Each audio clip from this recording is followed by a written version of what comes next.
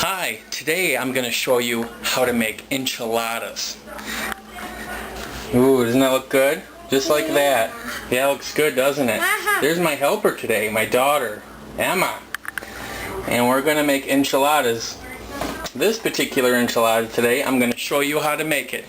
Right here on My Recipes!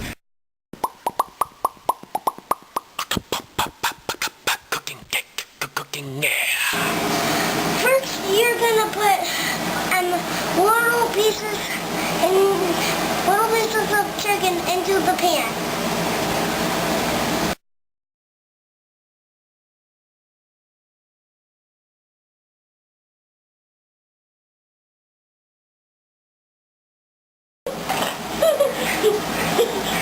And that's it, right? We're all done. Right? That's enchiladas. No, we're not. We're not. Alright. Okay, Emma, so what are we going to do now? And we're gonna add our rice in our water. And you can use chicken from a rotisserie, like a rotisserie chicken. That's the best kind of chicken to use. It's very flavorful. You can use just a chicken breast or anything you cook on the grill, but if you can get a rotisserie chicken from the store and afterwards use the leftovers, that's where you're going to have the most flavor. 2/3 a cup of rice.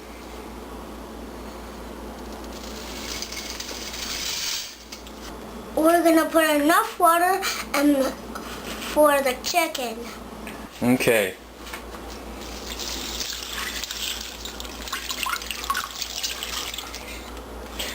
Let's see.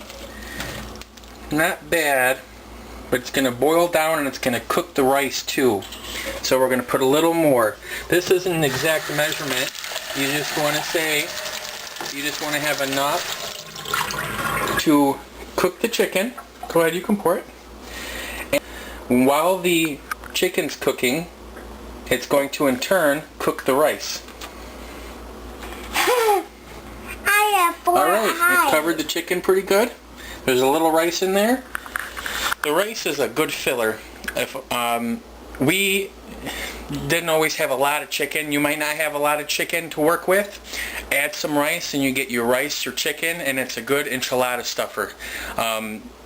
You can make rice enchiladas. I mean, put whatever you want in them, but a little bit of rice will help it stretch and also give it a little bit of consistency, gives it some different feel, different texture. So, all right, now we got enough water. Okay, Emma. Now what are we going to put next in there? Mesquite flavoring. All right, mesquite flavoring. I'm gonna put a 1.25. 1.25 is not. 1, 2, 3. 1.25. Okay, we're going to put just a little more. Keep shaking till I tell you. This is going to season the rice. It's going to season the chicken.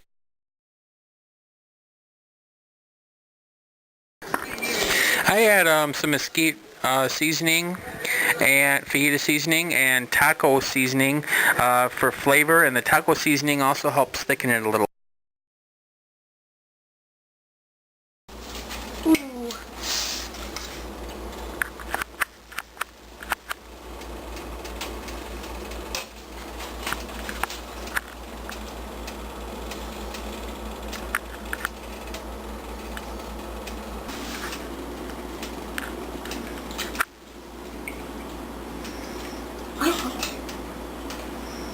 Hey, you.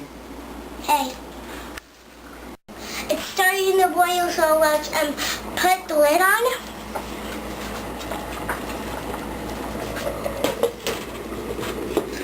Give you a little hand. And what are we going to do now? Do it low. The heat? The heat. Let me help you so you don't burn yourself. Yeah, we'll take it down to a simmer. And as far as the thickener, there is rice in there, so as the rice cooks, it'll expand and will help take that extra water out. So you can use just the mesquite seasoning, The rice will thicken it, but the taco seasoning, like I said, has a little flour that will help thicken the water as well. So there's no right or wrong. You could just use mesquite, you could just use taco. You're better off using too little than too much, because if you over season it, get too salty, too overwhelming. Once you put the lid on and it starts to simmer, you do not want to remove the lid for about 15 minutes. This will make the rice perfect. Like I said in my other videos, if you take the lid off, stir, it'll make a mushy rice and won't be really good. So keep that lid on for 15 minutes.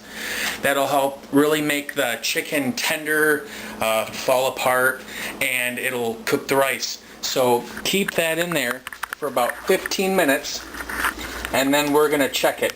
We have it on low.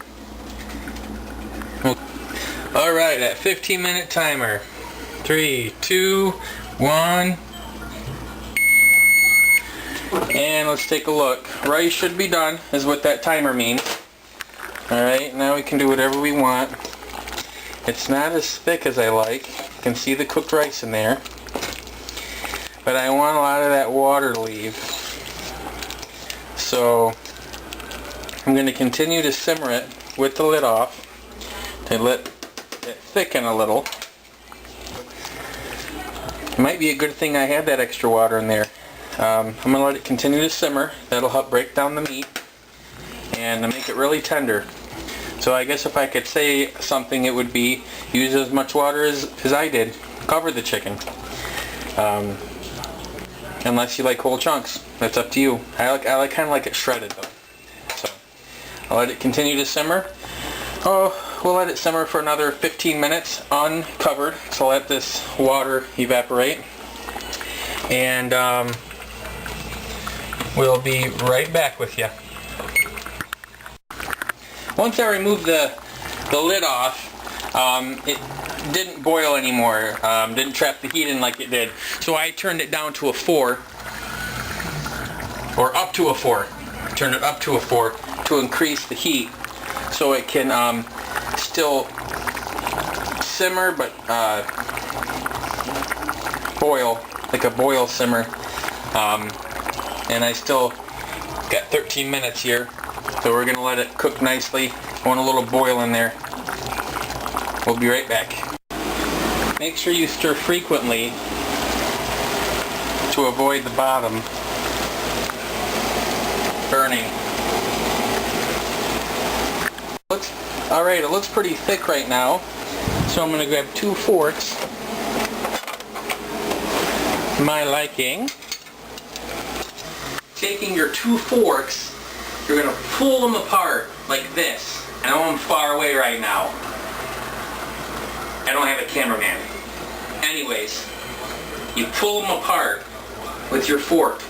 Separate the chicken. It should be tender enough. I'll show you what it looks like right now. Alright, there's our chicken. Up, fog goggles. Alright, see how it's shredded in there? It's exactly how I want it. Don't worry about, if I put too much rice or put too much chicken. You might want a lot of rice, you might want a lot of chicken. It depends on what you want. Like I said, you can make rice enchiladas. You can make beef enchiladas. It doesn't matter. Whatever you prefer. So don't be afraid, as long as your rice is cooked. Make sure there's enough water for your rice. Make sure you don't remove the lid. And your chicken, if you do have a chicken in there, it'll just in turn tenderize. This is a good thickness here. I like that. But I'm still going to let it sit with the heat off, just to let some more of that steam come out of there. So there's not too much water, more water than I'd like in my enchiladas. Just my preference, You get it thick like that, that's pretty good. And I'm going to let it sit there just for a couple minutes. While that's doing that, we can start our, what are they called? Tortilla and enchilada sauce bath. Ooh, I didn't know tortillas were dirty. But anyway, that was a bad joke. We're going to give them we're going to dunk them in the enchilada sauce. So let's go. Alright, you're going to want to start with an enchilada sauce and get one at your local market. This is the one I use today. Doesn't matter which one. You're going to coat the bottom of your pan just a little bit with the sauce, just to cover it. And then you're going to have a pie pan, which is perfect for the tortillas, the shape. You could use a plate if that's all you have, but pie pan works the best because it's deep. You don't have to worry about it spilling over. You cover that with the sauce. And with a pan this size, you can use a large tortilla. I use La Bandolita. That's how it's pronounced. These are the large. If you're going to use a bigger casserole dish, you can use the extra large. So you just take it. This is the bath I was talking about. You put it in, submerge it. Okay. Both sides. Then in between your submerged bath and your casserole dish, you're going to put a prep plate. What you're going to do is you're going to put your nicely colored tortilla, scoop of your filling, as much as you want. Generous scoop will do. I don't know how well you can see this. I'll put it right up here. You're going to take it. Hopefully you can see that good. You're going to roll, tuck in the tortilla with the filling, and roll it. Just so, just like that. Let's bring you over to the casserole dish, where you will set it down with the open side down. Alright, as you can see, it fit 4 enchiladas in there. You take the remaining sauce from your prep plate, pour that on there, and slightly cover the top with the sauce. Some people probably spoon it over. It's sloppy anyway, so you don't have to be too fancy with it. Telling you what, Mexican food is as messy making it as it is eating it. Put this on here. Just kind of make sure it's evenly coated on there. Then we're going to take some Mexican cheese and we're going to top up Mexican cheese. Camera on there.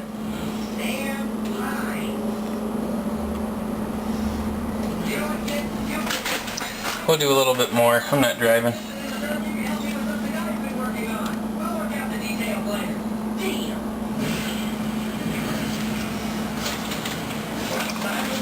Nice and cheesy. Then we're going to just drizzle that. This is where it'd probably be a good idea to use a spoon. You just want to kind of put some over the cheese too. The sauce is what makes it an enchilada. So don't be too shy. That's why I put some on top, put cheese, and then I put a little more on top of it. Just to make sure it's evenly dispersed.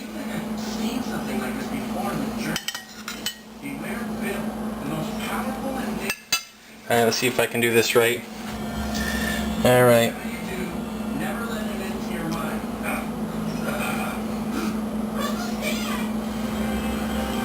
There. See how that looks? Oh yeah. I'm going to put this in for 450 degrees. Try to get some of that sauce boiling a little bit, the cheese well melted. And then as the starts to look done, I'm going to...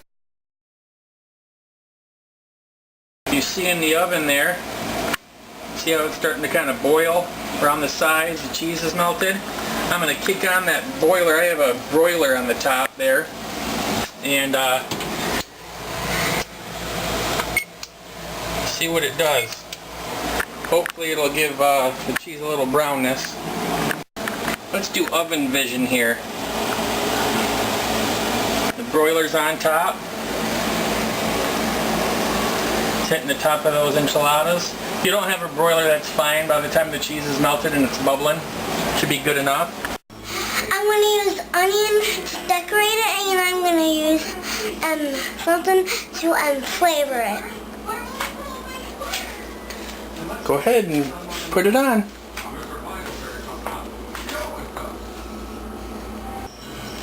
That's got a good brown, like a crust on the cheese. And You may see on there. Let me see on there. there you go. See? Ooh, that looks pretty on there. Alright, now we're going to take one of our enchiladas. Yours doesn't have to look this dark. I usually don't put as much sauce on top with the cheese. Sometimes I'll just put cheese on top, so it makes it a little more less dark. But we'll get my enchilada up out of here. Come on now.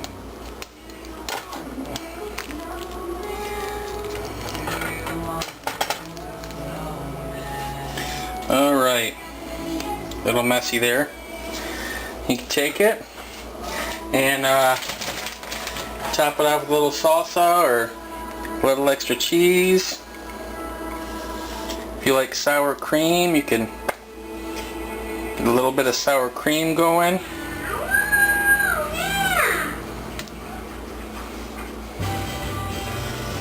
And there you have it, an enchilada. Enjoy. I know you will. I'm going to. Take care. Thanks for having enchiladas with me.